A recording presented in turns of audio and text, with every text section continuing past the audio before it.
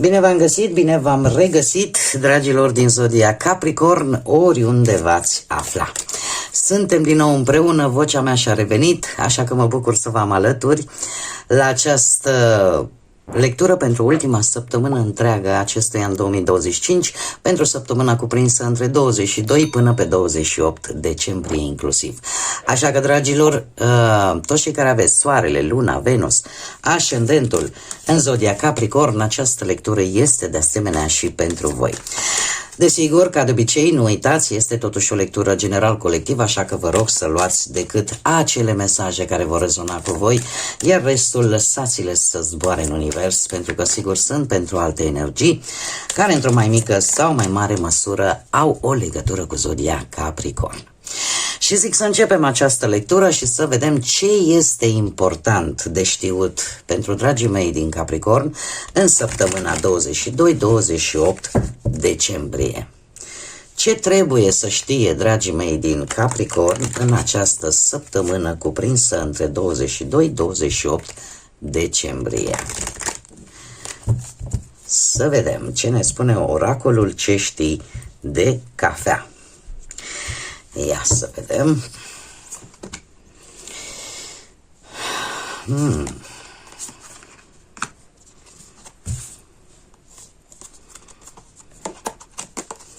Foarte interesant, dragilor. E posibil ca unii dintre voi, dar haideți mai întâi, deja mă înfipsesem direct în simbolistica cărților, dar ca și numere, ce este foarte interesant, avem numărul 16, numărul 7, numărul 40, numărul 4 și numărul 11. Faptul că v-a apărut acest număr 11, care este un număr maestru și care ne vorbește de intuiție, de iluminare spirituală, de acea unire între yin și yang, între corp și spirit, se indică faptul că această săptămână pentru voi va fi o săptămână în care personalitatea voastră va fi una chiar foarte carismatică. Vă veți folosi intuiția, poate chiar și pentru a-i ajuta pe alții. Este, ca să zic așa, un portal de energie care cumva vă invită să priviți în interiorul vostru, să vă aliniați atât viața cât și scopul sufletului vostru, ceea ce voi vă doriți în profunditatea sufletului vostru. Eu aș spune că unii dintre voi, în momentul în care apare un dezechilibru în viața voastră, e posibil ca acest număr să reprezinte și o vulnerabilitate la nivel emoțional. În felul acesta puteți manifesta tot felul de excese, de nerăbdare sau să aveți așa un mic complex de superioritate față de ceilalți. Asta reprezintă numărul 11. Acum, trecând la cărțile noastre, trebuie să vă spun că o schimbare, ori așteptați un răspuns, care trebuie să vă spun, nu știu dacă va ajunge neapărat în această săptămână, pentru că lucrurile se vor mișca destul de lent. Dar asta nu înseamnă că acest răspuns nu va ajunge la voi. Îmi vorbește de schimbări. De schimbări și de faptul că aceste noi schimbări care apar în viața voastră aduc așa o stare de protecție. Mult cred că o protecție venită din partea altor persoane care sunt lângă voi. Broasca țestoasă, bun, ne vorbește că lucrurile totuși se mișcă destul de încet, dar în același timp conferă această protecție lent, dar sigur. Aș mai spune că poate pentru unii dintre voi este și un avertisment această broască țestoasă. Un avertisment în a lua-o un pic mai încet, în a lăsa cumva acel obicei de a face 11.000 de lucruri dintr-o dată, lucru care duce la o epuizare, atât fizică cât și energetică, și poate să fie într-adevăr un îndemn de cumva de a lua lucrurile așa, unul câte unul, și în așa fel încât să poți să reziști, să nu-ți epuizezi bateriile la maxim. Despre ce mai putem vorbi? Despre o anumită prudență vis-a-vis de poate o anumită energie care îți cam consumă. Nu numai timpul și energia, dar e posibil să-ți consume și nervii.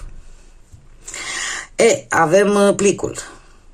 Plicul care îmi vorbește de faptul că există posibilitatea unor vești, a unor, așa cum am mai spus, sau unor secrete chiar, care se vor dezvălui într-un mod cu totul și cu totul neașteptat. Cum de asemenea putem să vorbim și de un cadou. Și nu m-ar mira. De ce? Pentru că știm foarte bine, începând cu data de 23 decembrie până pe 21 ianuarie, intrăm în epoca voastră, dragilor, a Capricornului, și atunci mare parte dintre voi vă veți celebra în această lună sau în această ultimă perioadă a lunii decembrie, vă veți celebra zilele de naștere. Și atunci, desigur, putem vorbi și de primirea de cadouri. Dar cadouri, cum să spun eu, surprinzătoare, la care chiar nu v-ați fi așteptat. Haideți să vedem ce ne spune și tarotul. Ce vine pentru dragii mei din Capricorn în săptămâna 22-28 decembrie? Ce vine pentru dragii mei din Capricorn în săptămâna 22-28?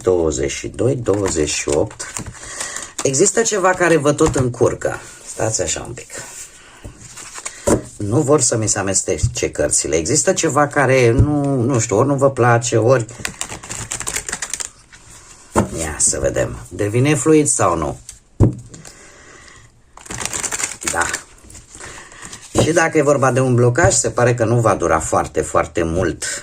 Ceva totul se va debloca. Haideți să vedem ce ne spune tarotul. Da, și se vede ce anume. Vă simțiți foarte, foarte obosiți. Tocmai de aceea și această carte, în care chiar vă insistă și vă spune: luați-o mai ușor. Aveți mai multă grijă de voi. Atât din punct de vedere mental, epuizare mentală, cât și fizică. Starea voastră actuală cu 4 de spade îmi spune că ai nevoie de odihnă. Ai nevoie să te recuperezi. Ai nevoie să vezi dacă unii dintre voi poate chiar nu aveți nevoie de odihnă, dar aveți nevoie să știți, domne, sunt pe drumul cel bun sau nu sunt. Alții, e posibil chiar să fi traversat o perioadă în care sănătatea să fi fost un pic precară și să fi stat chiar la pat, ca să spun așa, într-un repaus total. Iar mai avem varianta în care luați problemele pe rând.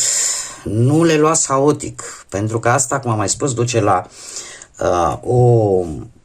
un exces, un consum foarte mare de energie care vă poate crea probleme, cum am mai spus, atât la nivel fizic, da, pe sănătate, dar cât și la nivel mental. Ceea ce voi nu știți, avem un 3 de monede. Ceea ce voi nu știți este că într-un fel sau altul, pentru a avansa vis-a-vis de un proiect, vis-a-vis de un plan, veți avea nevoie și de alte persoane lângă voi. Va trebui să faceți o muncă de echipă. Va fi necesar să faceți acest lucru în folosul vostru, pentru că nu îl veți putea face singuri. Iar asta, chiar dacă voi nu vedeți în acest moment, cam așa stă situația. În schimb, pe ce sunteți axați în această săptămână sau ceea ce voi veți putea vedea va fi vizibil, avem un 10 de monede. Un 10 de monede care vine cu stabilitate, cu ceva câștig, vreo reușită, poate chiar materială, care chiar dacă, să zicem, practic, faptic, nu vine neapărat în această săptămână, asta nu înseamnă că nu va veni. Va veni în curând. Este vorba poate de moșteniri, este vorba de o reușită pe termen lung, în mare parte, pe parte financiară sau pe parte profesional. Pentru că dacă vorbim de muncă, această carte anunță un progres, anunță o creștere, dar de asemenea anunță și o posibilă mutare de loc, de muncă sau de locație. Dar este o schimbare care în mare parte aduce îmbunătățiri pe planul profesional. Eu aș mai spune că și din punct de vedere material cresc veniturile. Că ele nu cresc la nivel de bogății substanțiale, cresc atât cât este nevoie, cât în funcție de necesitățile pe care tu le ai. De asemenea, ne indică poate o anumită moștenire, așa cum am mai spus, sau bani din trecutul vostru, care pot apărea. Dacă vorbim de partea asta sentimentală, aș spune că în relația voastră lucrurile sunt destul de solide pentru cei care sunteți deja într-o relație și chiar e posibil să se fixeze și vreodată anunții, mai ales dacă există și interese materiale. Cei singurei aș spune că aveți șansa în această săptămână la un eveniment pe undeva, dar mai degrabă aș spune la un eveniment familial. Să întâlniți pe cineva care să vă trezească interesul. Ce trebuie să mai știți, dragii mei? O surpriză pe care vă aduce Moș Crăciun sau Crăciunița. Aici o am pe doamna Crăciun, da? Este cartea surpriză, este un tarot special făcut pentru sărbătorile astea de Crăciun. După cum bine vedeți, avem aici numai căciulițe. Iar această carte, în mod normal, la alte cărți de tarot nu există, dar aici o avem, iar ea simbolizează o surpriză. Voi nu știți, dar o surpriză e pe drum pentru voi. Lucru care l-am văzut și în cărțile de oracol. Nu ne confirmă decât că Crăciunița sau Moș Crăciun anul ăsta v-a pregătit, zic eu, o surpriză destul de plăcută. De ce anume ar trebui să țineți cont în această săptămână? Un as de bâte. Trebuie să țineți cont că încrederea în primul și în primul rând, încrederea în voi nu trebuie să o pierdeți. Că veți primi poate o ofertă în primă fază pe plan profesional, o ofertă extraordinar de bună. Trebuie să știți și să țineți cont de acest fapt că săptămâna aceasta este un moment cheie în care o idee foarte bună poate să-ți vină, în care puteți începe lucruri în mare parte, cum am mai spus, pe plan profesional cu foarte mare potențial de reușită. Poate apărea o viziune nouă, să zicem, foarte promițătoare, foarte pozitivă pe planul ăsta al carierei. Putem vorbi de bani care cresc, încasări. Nu știu, încasările pot veni sub diferite forme, de la moșteniri până la premii, până la, cum să spun, dacă nu sunt bani, e ceva de valoare, care valorează foarte mulți bani. Deci, din punctul ăsta de vedere și de care va trebui să țineți cont, este că vin lucruri pozitive pentru voi și chiar aș spune chiar și surprinzătoare. Care este sfatul cărților? Aici. Sfatul cărților vine cu acest 9 de spade. În momentul în care o carte negativă vine ca și un sfat, atunci lucrurile se pare că chiar trebuiesc stopate destul de rapid. De ce? Pentru că 9 de spade este cartea care în general ne vorbește de teamă, de gânduri negre, de frică, de nesomn, de așteptări dificile. Totuși, tarotul vine și spune: trebuie să fii sănătos atât emoțional cât și mental. Cum să spun eu?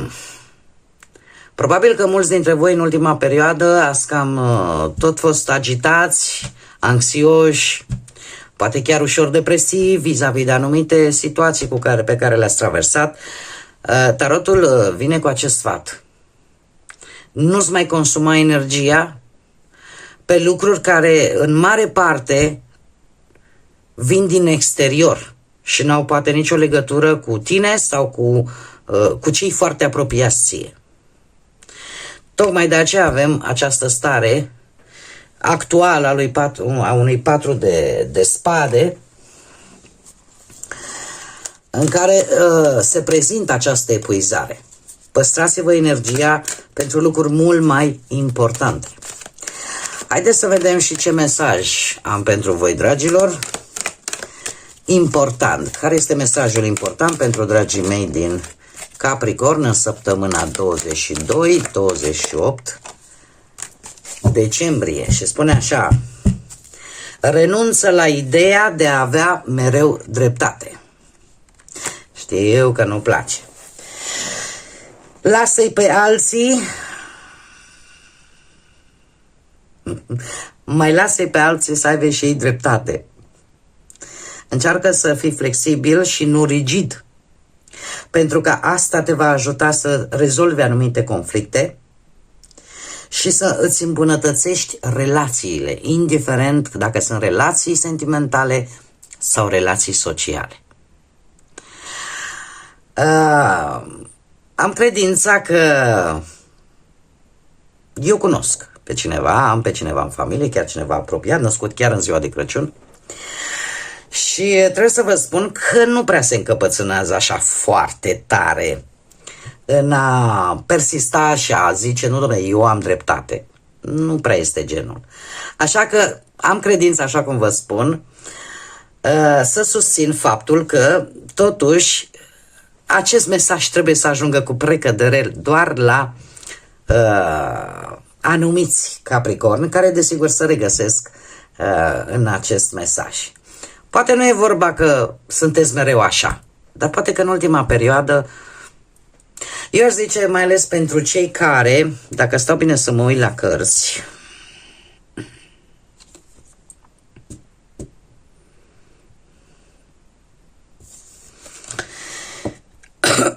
cei care poate aveți ascendent în zodii de aer, cu predilecție poate Balanță și chiar Vărsător sau Gemeni, sau mult cei care aveți un ascendent poate în Fecioară, Taur, și cam atât. Dar cam asta este mesajul per general, așa. Voi adaptați-l în funcție de cum considerați că rezonează cu voi. Cam acesta este mesajul pentru voi, pentru această ultimă săptămână întreagă. Mare atenție, ultimă săptămână întreagă din acest an. Bun, dragilor, eu cam atât am avut pentru voi. Vă mulțumesc ca de obicei pentru prezență. Vă mulțumesc pentru sfaturile bune și pentru urările de bine, de sănătate. În acest moment vă întorc înapoi înmit, înzecit aceste urări de bine. Vă doresc să aveți un Crăciun binecuvântat, un Crăciun magic, un Crăciun în care credința în mai bine, în care partea asta spirituală să trezească ceva în noi toți, să ne aducă speranță, să ne aducă căldură. Vă doresc să aveți zile de naștere minunate, înconjurați de cei dragi vouă, să petreceți frumos și să primiți generozitate din partea altora, așa cum și voi, cu siguranță, o faceți pentru alții. Să fie un schimb așa,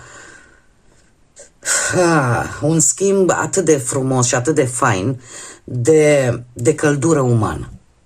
Asta e ce mi-aș dori, ce-mi doresc eu mie și ce vă doresc și vouă tuturor.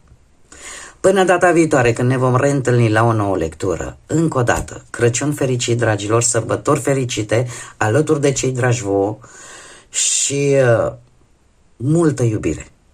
Așa că, desigur, să fiți iubiți, dragilor!